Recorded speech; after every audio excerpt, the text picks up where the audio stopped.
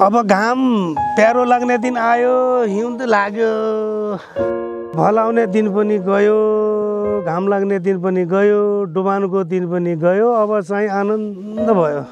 यही पालिको बर्खा मात्रै गएको दाजु।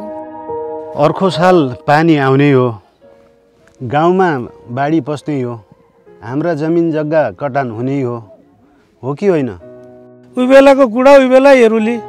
त्यो पढे बेला भन्दा पनि दाजु अहिलेदेखि तयारी गरे राम्रो होला।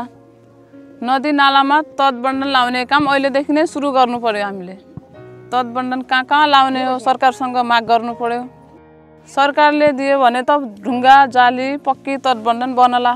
यदि सरकारले दिएन भने हामी गाउँले मिलेर आफै घाँस लगाएर हुन्छ कि बाँस लगाएर हुन्छ कि अरू बोटबिरुवा लगाएर हुन्छ कि त्यो गरौँला। बोरामा बालुवा भरेर लगाउँदा पनि कटान रोकिँदो रहेछ।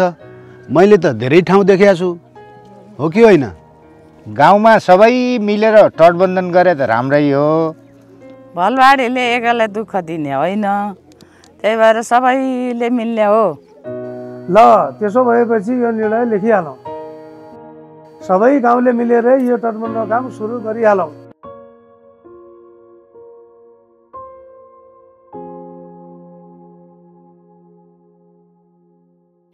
मौसम जानकारी लिने बानीले रक्षा गर्छ सानो सावधानीले।